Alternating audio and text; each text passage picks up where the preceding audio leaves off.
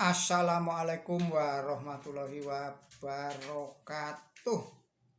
Kita lanjutkan lagi kajian kita.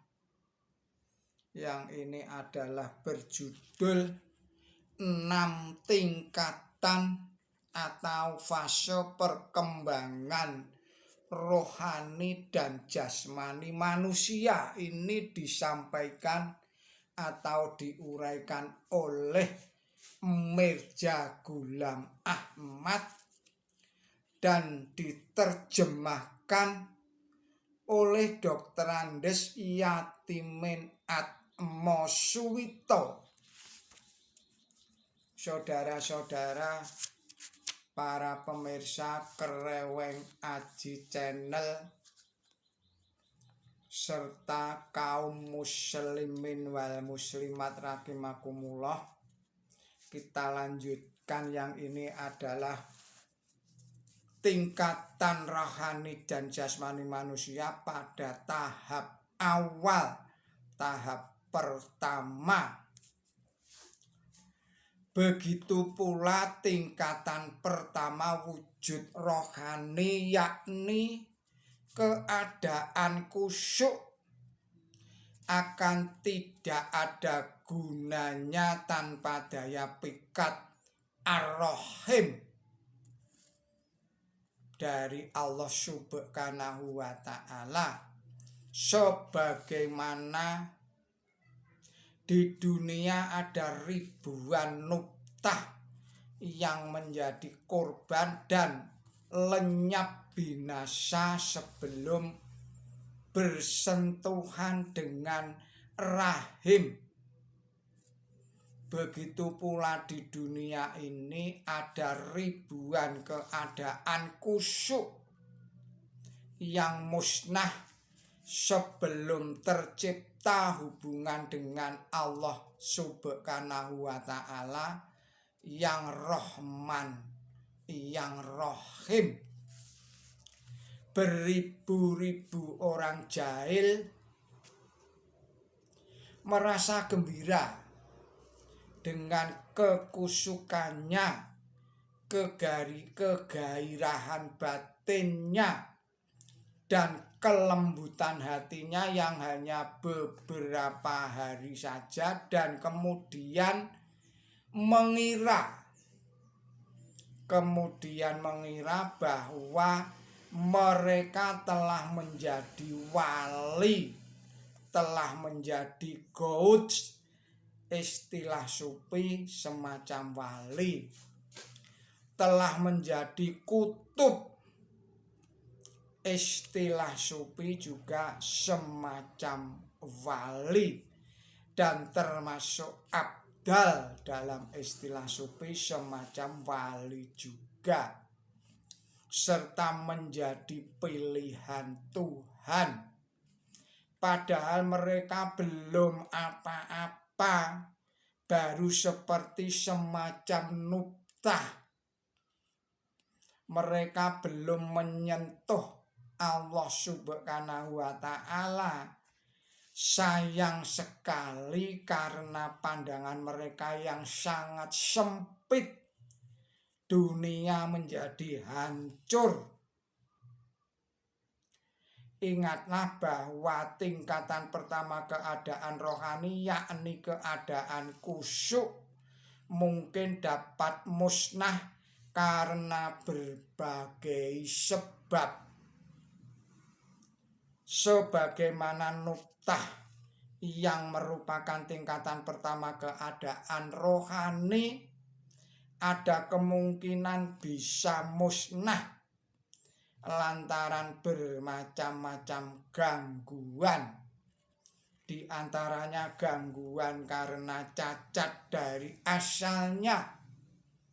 Misalnya di dalam khusyuk itu tercapai dengan syirik.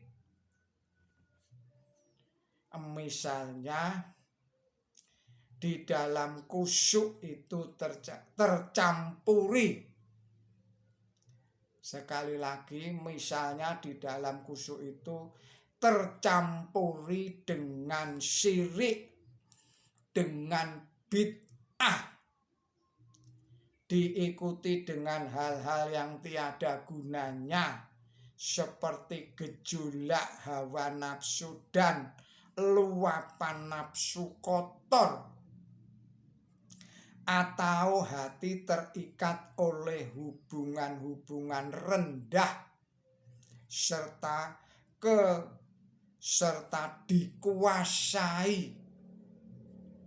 oleh nafsu duniawi. Jadi karena semua penyakit kotor inilah dapat menyebabkan keadaan khusyuk tidak mampu lagi mengulurkan tali hubungan dengan Allah Ar-Rahim. Sebagaimana nuktah yang cacat tidak akan dapat berhubungan dengan rahim. Inilah sebabnya keadaan khusyuk dari para jogi Hindu atau pertapa Hindu dan pendeta-pendeta Kristen tidak membuahkan manfaat.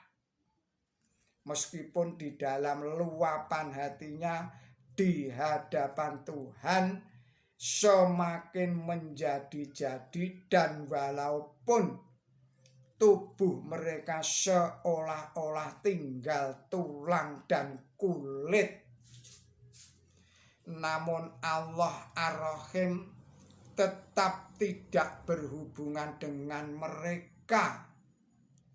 Tidak berhubungan dengan mereka karena di dalam keadaan khusyuk mereka itu terdapat cacat dari asalnya.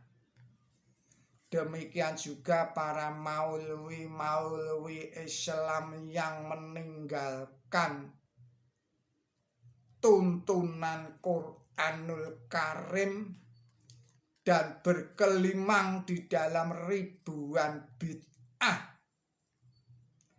Bergelimang di dalam ribuan bid'ah sampai mereka tidak merasa malu kendati meneguk minuman keras dan kefasikan yang lain pun bagi mereka dirasa seperti air susu ibu.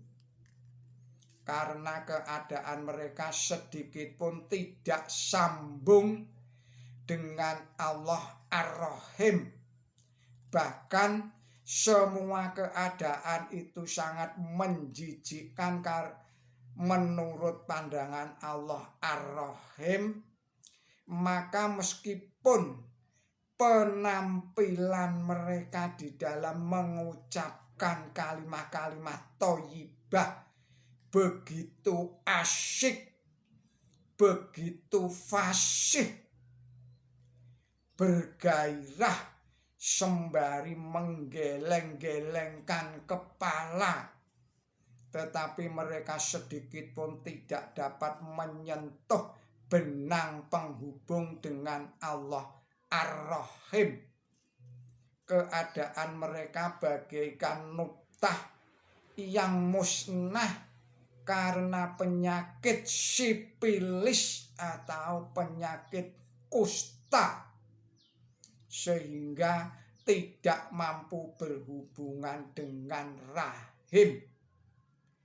Jadi ada atau tidak adanya hubungan dengan rahim atau ar-rahim sangat tergantung pada ada tidaknya penyakit-penyakit atau cacat-cacat jasmani dan rohani. Sebagaimana nuktah tidak mampu lagi berhubungan dengan rahim dan tidak dapat lagi menarik ke arah rahim karena penyakit atau cacat dari asalnya.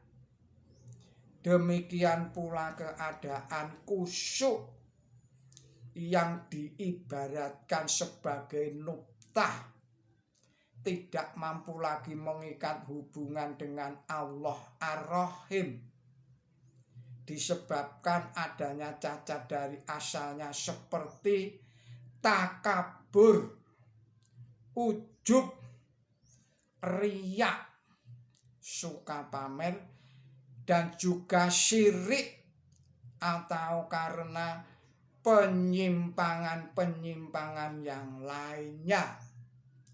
Jadi terciptanya hubungan hakiki antara keadaan khusyuk dengan Allah Ar-Rahim adalah mutlak penting. Hal itu sebagaimana terciptanya hubungan antara nuktah dengan rahim juga mutlak sangat penting. Bila keadaan khusyuk itu tidak ada dan tidak mungkin ada hubungan hakiki dengan Allah Ar-Rahim, maka keadaan yang demikian itu ibarat nuktah kotor dan mati yang tidak dapat menciptakan hubungan hakiki dengan rahim. Hendaknya diingat keadaan khusyuk, kegairahan, dan ketenangan batin yang diperoleh dengan dan dirasakan manusia di dalam salat dan mengingat Allah Ta'ala bukanlah sebagai dalil atau patokan bahwa manusia itu telah memiliki hubungan yang hakiki dengan Allah Ar-Rahim. Hal ini sebagaimana perasaan nikmat yang dialami manusia pada saat masuknya nuktah ke dalam vagina. Tidak berarti bahwa nuktah itu pasti berhubungan dengan rahim. Tetapi untuk hubungan itu ada pertanda dan pengaruh tersendiri. Jadi kegairahan dan keheningan di dalam mengingat Allah Ta'ala yang dengan kata lain disebut sebagai keadaan khusyuk itu bagaikan keadaan nutfah tatkala jatuh ke dalam vagina yang menimbulkan kenikmatan sempurna di alam jasmani. Saudara-saudara para pemirsa Kreweng Aji Channel yang berbahagia serta kaum muslimin wal muslimat rahimakumullah, kiranya kita akhiri video ini sampai di sini dan kita sambung lagi pada video-video yang berikutnya. Mohon maaf atas segala kesalahan dan kekilapan saya di dalam menyampaikan risalah ini. Billahi taufik wal hidayah, ihdinas siratal mustaqim. Wassalamualaikum warahmatullahi wabarakatuh.